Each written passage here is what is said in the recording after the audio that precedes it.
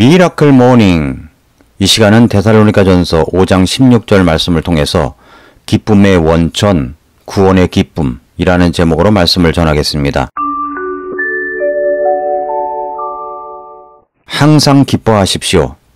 이것은 우리를 향하신 하나님의 뜻입니다. 주님의 명령입니다. 권고도 아닙니다. 하나님의 뜻이라고까지 말씀하십니다.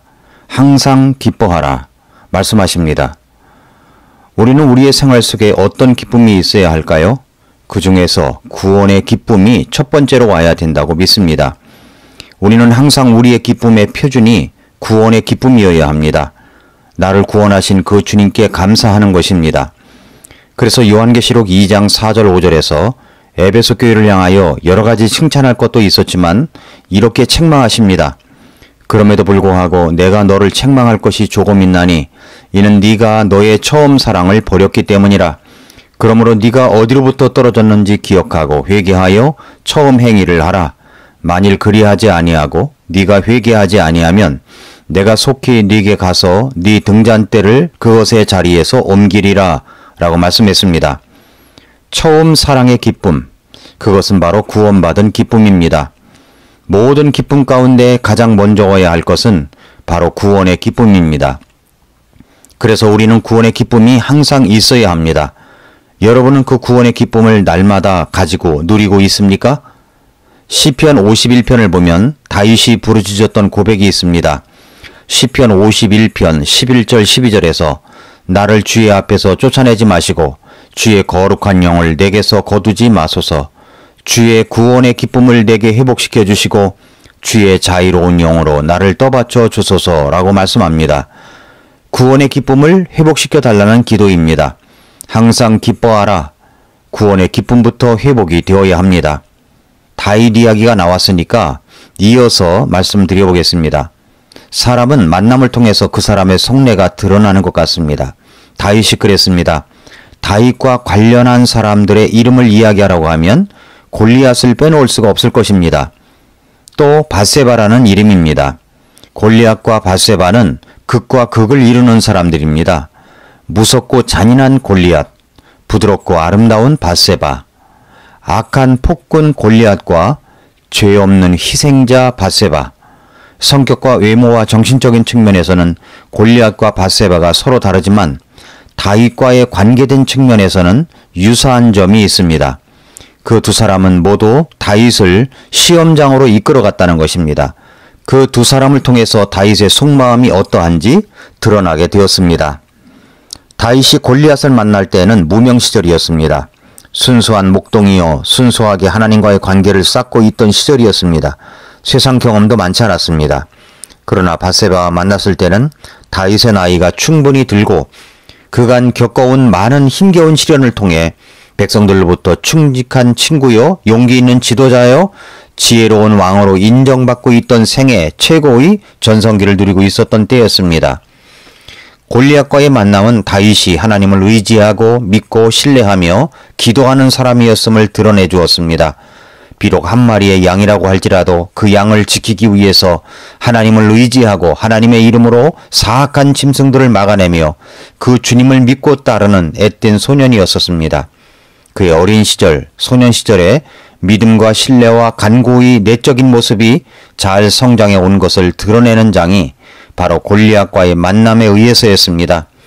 그가 싸움을 시작하면서 던졌던 멋진 카피같이 베끼고 싶은 말, 너는 칼과 창과 방패를 가지고 내게 오거니와 나는 네가 도전한 이스라엘 군대의 하나님 곧 만군의 주의 이름으로 네게 가노라 라고 하였던 사무엘상 17장 45절 말씀의 그 도전과 선언, 정말로 용감하고 멋진 다윗의 모습이 골리앗을 통해서 드러났던 것입니다. 그러나 다윗이 밧세바와의 만남을 통해서는 그의 속에 잠자고 있던 욕정, 정욕이 드러났습니다. 대개의 경우 죄라고 하는 것은 내가 안정이 되었다고 할 때, 먹고 살만하다고 할 때, 저 모든 것이 익숙하다고 할 때 찾아오는 것임을 깨닫게 됩니다. 그러나 이 밧세바와의 만남을 통해서 다윗은 넘어지긴 하였지만 여전히 하나님은 그의 전부이시며 그의 모든 것이라는 사실을 재발견하고 회복합니다. 사람은 넘어질 수 있다고 생각합니다. 때로는 잘 나가다가 교만하고 욕심 많은 마음이 작동하여 하나님을 거역할 수 있습니다. 그러나 그 다음이 중요합니다. 그럼에도 불구하고 여전히 하나님은 나의 하나님이신가 하는 것입니다. 다윗이 범죄한 사건을 보면 흥미로운 단어가 있습니다. 바로 보내다라는 단어입니다. 보내다라는 단어는 중립적 단어입니다. 그러나 다윗이 이것을 어떻게 사용하였으며 하나님께서 또 어떻게 사용하시는지를 잘 관찰해 보시기를 바랍니다. 사무엘하 11장 1절에 보면 그 해가 지나고 왕들이 싸우러 나아갈 때가 되매 다윗이 요압과 자기 신하들과 온 이스라엘을 보내니 라고 했습니다. 자기도 나가야 하는데 나가지 않고 보내기만 했습니다. 그리고서 저녁 무렵 일어나 왕궁이를 거닐다가 목욕하는 밧세바를 봅니다. 그리고 어떻게 합니까? 사무엘하 11장 3절에 다윗이 사람을 보내어 그 여인에 대해서 알아보게 합니다. 신하들이 밧세바가 누구인가를 이야기하자 이번에 또 다윗이 사자들을 보내어 그녀를 데려오게 하였습니다. 다윗은 계속적으로 자기의 게으름과 욕정을 위해서 힘있는 사람의 모습, 권력을 휘두르는 모습으로 연결된 보내다라는 단어를 사용합니다. 다윗은 자기의 힘을 이용해서 자기의 욕심을 채우려고 하고 자기가 범한 죄를 은폐하려고 시도합니다. 그래서 그는 권력을 행사하기 위해서 보내다라는 단어를 무더기로 쓰고 있습니다. 사무엘하 11장 6절에서 다윗이 요압에게 사람을 보내어 이르기를 헷족속 우리아를 내게로 보내라 하매 요압이 우리아를 다윗에게로 보내니 라고 했습니다. 다윗은 간음을 저지르고 나서 밧세바가 임신을 하였다는 소식을 듣자 요압에게 사람을 보내어 우리아를 자기에게로 보내라고 하니 요압이 보냅니다. 다윗은 우리아를 밧세바와 동침하게 만들어 자기로부터 생긴 아이가 자기 아이가 아니라 우리아의 아기라는 것으로 은폐를 시도하려고 했습니다. 그러나 뜻을 이루지 못하자 이번에는 11장 14절에서 아침이 되매 다윗이 요압에게 편지를 써서 우리아의 손에 보냅니다. 그 편지의 내용대로 우리아는 깊은 전쟁의 최전방에서 죽습니다. 승승장구하던 전쟁이 갑자기 패배했다는 소식을 요압이 사람을 보내어 다윗에게 전달합니다.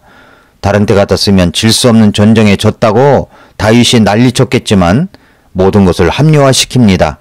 뭐 싸우다 보면 질 수도 있지. 우리아는 죽었습니다. 다윗의 뜻대로 된 것입니다. 그리고 또 다윗은 어떻게 합니까? 사무엘하 11장 27절에서 애곡하는 일을 마침에 다윗이 사람을 보내어 그녀를 자기 집으로 데려오니 그녀가 다윗의 아내가 되어 그에게 아들을 낳으니라 라고 했습니다. 다윗은 자신의 지위와 권력을 이용하여 보내는 것을 계속했습니다. 그렇게 보내다라는 단어가 이제 끝나는 줄 알았습니다. 그러나 이것을 하나님께서 괘씸하게 여겼습니다. 사무엘하 11장 27절 마지막 부분은 이렇게 말씀합니다. 그러나 다윗이 행한 그 일을 주께서 기뻐하지 아니하시니라. 그래서 하나님은 어떻게 하십니까? 사무엘하 12장 1절에서 주께서 나단을 다윗에게 보내시니 하나님께서는 나단을 보내셨습니다. 그리고 나단의 설교를 듣게 하십니다.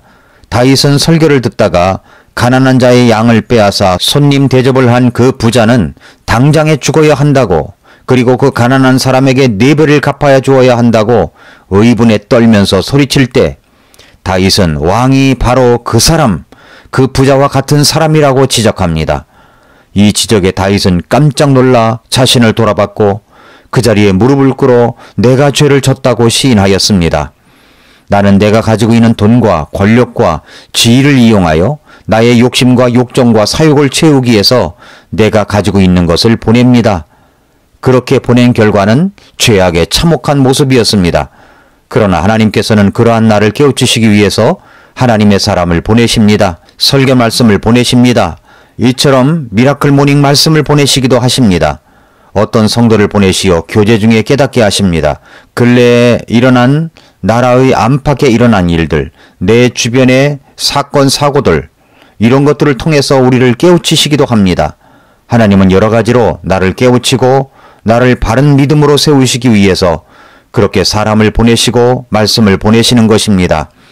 시편 107편 19절부터 20절에는 그때 그들이 고난 중에 주께 부르짖음에 그분께서 그들의 고통에서 그들을 구원하시되 자신의 말씀을 보내어 그들을 고치시며 멸망들에서 그들을 건지셨도다 라고 했습니다. 주님은 말씀을 보내어 우리를 고치십니다. 어떤 사람을 통해서 깨닫게 하시는 그 말씀을 통해서 나를 바로잡아 주십니다. 어떤 때는 사고를 통해서, 나의 질병을 통해서, 내가 사랑하는 사람의 아픔을 통해서 내가 죄를 짓고 살아감을 깨우쳐 줍니다. 다윗은 나단의 설교를 통해서 자신이 죄를 짓고 살아갔음을 시인했습니다. 하나님 앞에 무릎을 꿇습니다. 그리고 그는 말씀으로 회복되어 가면서 하나님 앞에서의 심정을 토로하는 그 마음을 기록했습니다. 그것이 바로 시편 51편입니다.